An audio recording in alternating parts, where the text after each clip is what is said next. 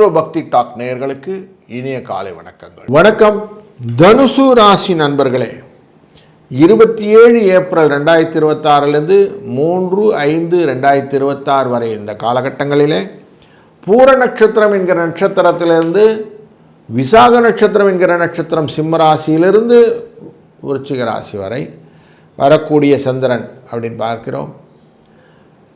சூரியனானவர் உச்சமாக அமர்ந்து உங்களுடைய லாபஸ்தானத்தை பார்த்து கொண்டிருக்கிறார். குருவானவர் நேரடியாக உங்கள் ராசியை பார்த்து கொண்டிருக்கிறார். லாபஸ்தானத்தையும் பார்த்து கொண்டிருக்கிறார், முயற்சி ஸ்தானத்தையும் பார்க்கிறார். சுக்கிரனானவர் 12ஆம் இடமான உங்களுடைய விருச்சிக ராசியை ஆட்சியிலிருந்து பார்த்து கொண்டிருக்கிறார். சனி செவ்வாய் புதன் இவர்கள் தொழில் ஸ்தானத்தை பார்த்து கொண்டிருக்கிறார். இந்த காலகட்டங்களிலே உங்களுக்கு லாபங்கள் பெருகுவதற்கான வாய்ப்பு நிறைய இருக்குது. ஏதாவது யோசிச்சிங்கன்னா எண்ணி துணிக கர்மம் அப்படின்னு சொல்லுவோம். யோசித்ததை யோசித்த மாதிரி பெறுவதற்கு வாய்ப்பு.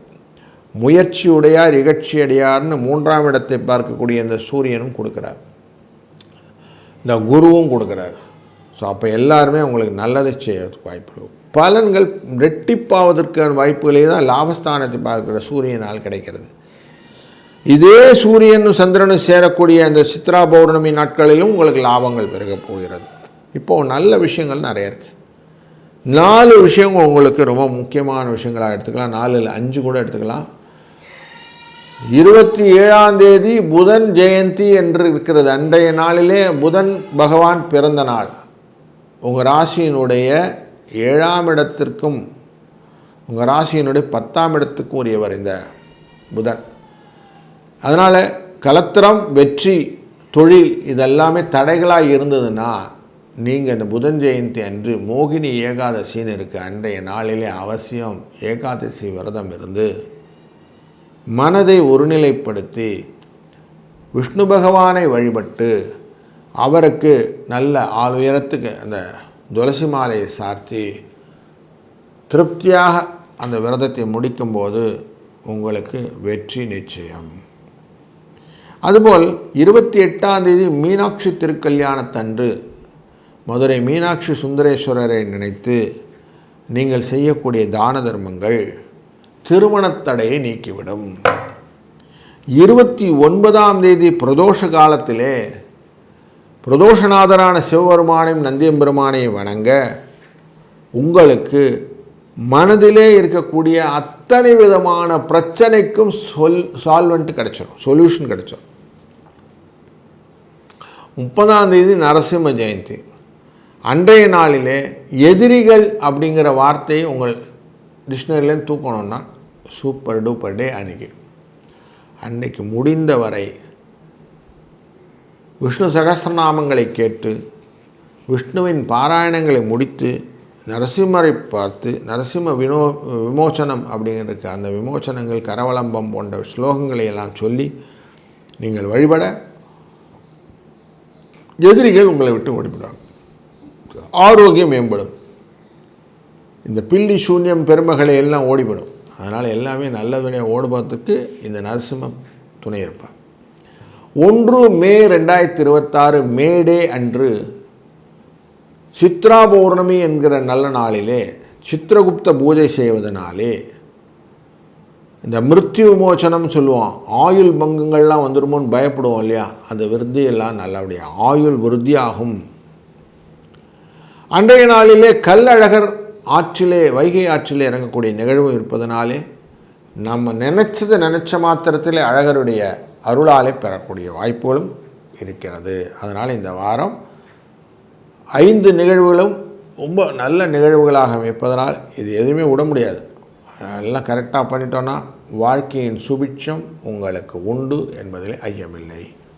வாழ்க வளத்துடன். வணக்கம் மகர ராசி நண்பர்களே, சந்திர பகவான் இந்த வாரத்தில் பூர நட்சத்திரம் என்கிற அஷ்டமத்திலிருந்து புறப்படுகிறார். சந்திராஷ்டம எஃபெக்ட் இருக்கும். சிம்மராசியிலிருந்து விருச்சிக ராசி வரை வருகிறார். 8ஆம் இடத்திலிருந்து 11ஆவது இடம் வரைக்கும். அப்போது உங்களுக்கு இந்த வாரத்தில் பல நிகழ்வுகள் தொழில் சம்பந்தப்பட்டதில் விருதிகளாக காட்டக்கூடியதாக இருக்கிறது. கொஞ்சம் தாமதங்கள் இருந்தாலும் நல்ல பலன்கள் உண்டு அப்படின்னு தெரியுது. உங்கள் ராசியின் 6ஆம் இடத்துக்கும் 9ஆம் இடத்துக்குரிய புதன் புத்தி செயலாக்கம். இந்த செயலாக்கத்தை கொடுக்கக்கூடியவருக்கு ஜெயந்தி அப்படிங்கிற 27ஆம் தேதி இருக்கிறது. முக்கியமாக இந்த மாணவர்கள் படிக்க தேர்வு எழுதணும், நல்ல மதிப்பெண்கள் வாங்கணும் அப்படிங்கிறவங்களுக்கு இந்த புதன் ரொம்ப முக்கியமானது. கணக்கு வரணும் அப்படின்னா புதன் வேணும். புத ஜெயந்தி அன்று புதபெருமானை வணங்குவது, மோகினி ஏகாதசி அன்றைக்கே நடக்கிறது, அன்றைக்கே மோகினி ஏகாதசி விரதம் இருக்கிறது, விஷ்ணு பகவானை வணங்குவது, துளசி மாலை சாற்றுவது போன்ற நல்ல நிகழ்வுகளை செய்ய புதனின் அனுகிரகத்தை பெறலாம். பச்சை வண்ணத்தை கொண்ட மதுரை மீனாட்சி அம்மன் மரகத சிற்பம், அவளுக்கு சொக்கநாத பெருமானுடன் திருமண நிகழ்வு 28ஆம் தேதி. அந்த திருமண நிகழ்வை பார்ப்பதும் அந்த தாயாரின் திருக்கல்யாண வைபவத்தின் போதே நீங்கள் தான தர்மங்கள் செய்வதும் திருமண தடைகள் நீக்கும், உங்கள் வாழ்விலே சுபங்கள் அதிகரிக்கும்.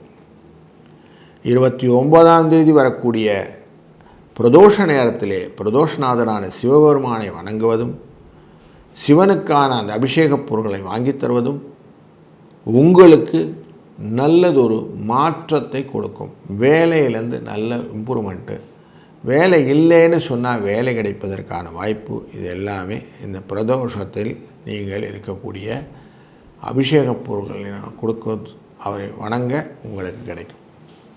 30ஆம் தேதி நரசிம்ம ஜெயந்தி. தொழிலுக்கான இந்த தொழில் ஸ்தானத்திலே சுவாதி நட்சத்திரத்திலே சந்திரன் இருக்கும்போது இந்த நரசிம்ம ஜெயந்தி வருகிறது.